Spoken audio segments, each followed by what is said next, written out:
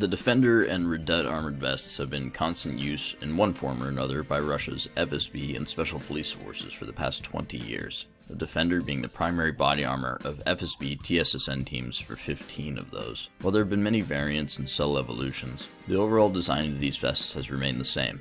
4 thin steel plates, 2 in the front with 2 in the back, on top of thick aramid layers. While this entire system, plates and aramid combined, are usually rated GOST 5, the front plates on this Defender have a thin ceramic layer in addition to their steel, giving a GOST 5A rating to the front of this vest. The Redut-M, on the other hand, has standard steel GOST 5 plates, but it has much thicker aramid soft armor backing than compared to the Defender.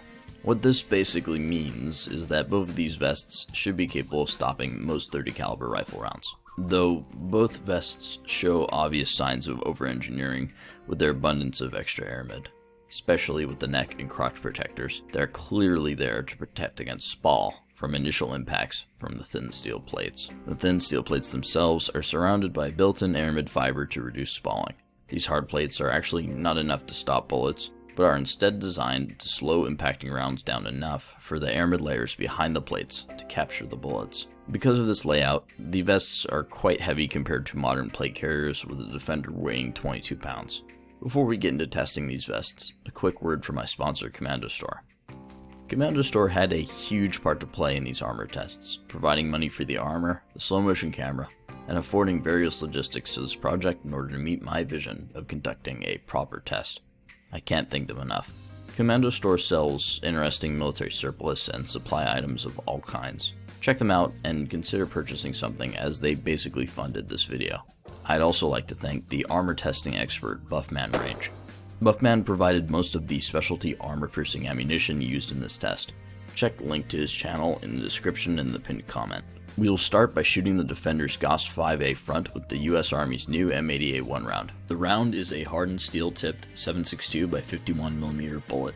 It is not armor-piercing, but somewhere between an armor-piercing and a standard round.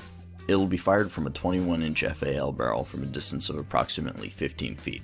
The temperature is around 24 degrees, it is snowing, and we're at 3,500 feet above sea level.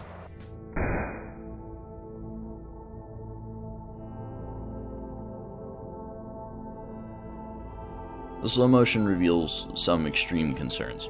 From the point of impact, there's a vertical splash of spall directly up and down. While these jets of spall will be stopped by the Kevlar neck and crotch protectors, there's another chunk of spall that tore into the side of the plate bag and into our clay backstop where your arm would be. This would be a pretty bad injury and shows the major flaw in the Defender's design.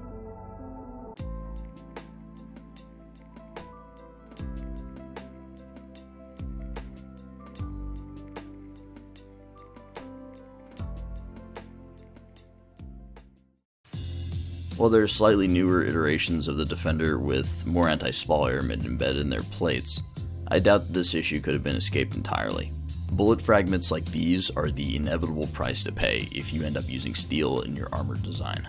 On the other hand, there is no penetration of the vest or significant backspace deformation. The plate has been penetrated, but the Kevlar backing captured what was left of the round as intended. The user would have survived. Let's move on to something that hits a little harder. Here we have 30-06 M14A1 silver-tipped armor-piercing incendiary. We will be shooting it out of a Herter's U9 with another 21-inch barrel, same distance and conditions.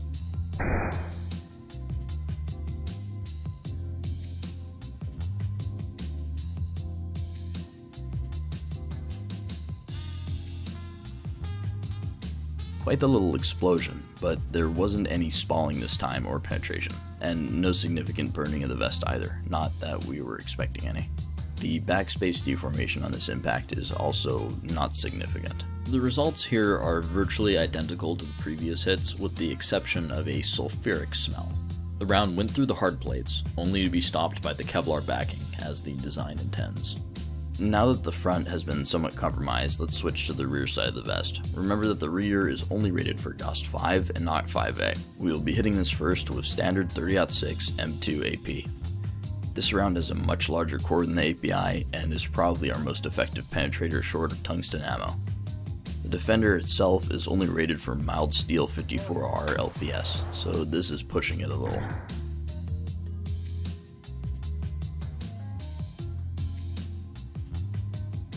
There is an obvious jet of sparks bursting out from the center plate bag, shooting out to the right and visually proving that further spall dodges where the neck protector should be. This would probably lead to more arm injuries, but how did the round fare? Well, no penetration and not enough deformation to cause much more than a bruise. On further examination, I managed to pull the AP core from the vest and it is telling. The tip of the core has been sheared off. I'm guessing that's probably from the initial impact against the steel plate. There isn't enough trauma on the vest to really compromise the protection level aside from a small hole, so we'll go about proving the durability of the vest soon. Unfortunately, the ability of the Defender as a whole is still short of ceramic, modern plate carriers, and the spalling issues and relatively high weight at 22 pounds really hold it back. But we still have another shot to take, this time with a very special tungsten core armor-piercing M993 308 round. This round is capable of piercing the armor on BRDM-2 armored cars.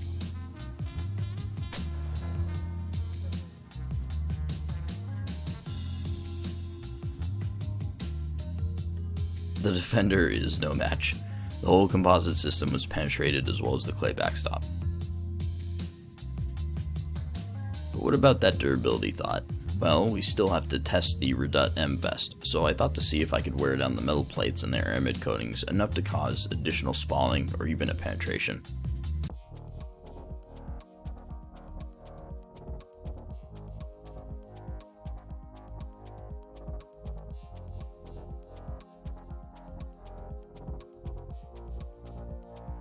As of yet, we haven't tested any 5.56 round, as 5.56 really doesn't have much armor piercing capability against armor that's rated at around level 4 NIJ. So let's introduce the M855A1 round. This round is a similar analog to the earlier M80A1 that we found.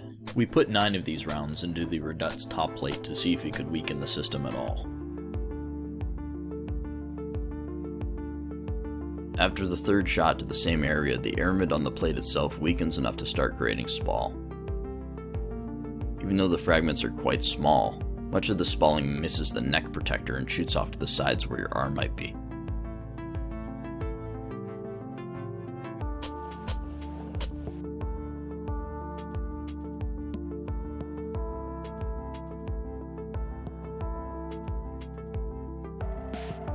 None of these hits resulted in enough deformation or a penetration that would kill the user, and the spall wouldn't have been enough to kill you either, but it would have caused an injury.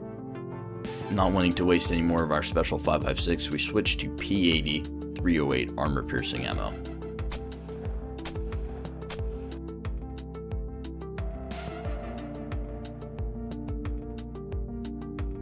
Again, 3 rounds of no penetration or serious deformation. Although we did see some fragments start to burst out of the bottom of the vest, these fragments would normally be caught by a Kevlar crotch protector. But these protectors are not all-encompassing, and as we've seen, not all the spall goes where the designers wanted it to. In the end, the long and faithful serving Defender and Redut systems have had this flaw since their inception. For whatever reason, in spite of the issues, the Russian government decided that the spalling risk was worth bearing. I don't understand it, especially when you consider that Russia had ceramic plate options available for these very same vests in the early 2000s that went largely unused. Whatever the reason, the FSB has finally seen the light and is largely phasing out its Defenders in favor of superior ceramic options.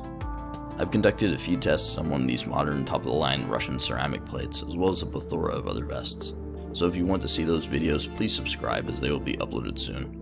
Again, this video would not have been possible without generous support from Commando Store and their caffeine products. I spent many hours in the night editing and researching, and their Zibby beans and brood kept me alive throughout, not to mention the work done at the testing site with their staff. We spent around 16 hours testing body armor in the first day alone. Caffeine really pushed us onward. Also consider donating on Ko-fi or Patreon so I can ballistically test modern Russian Special Forces helmets. Goodbye.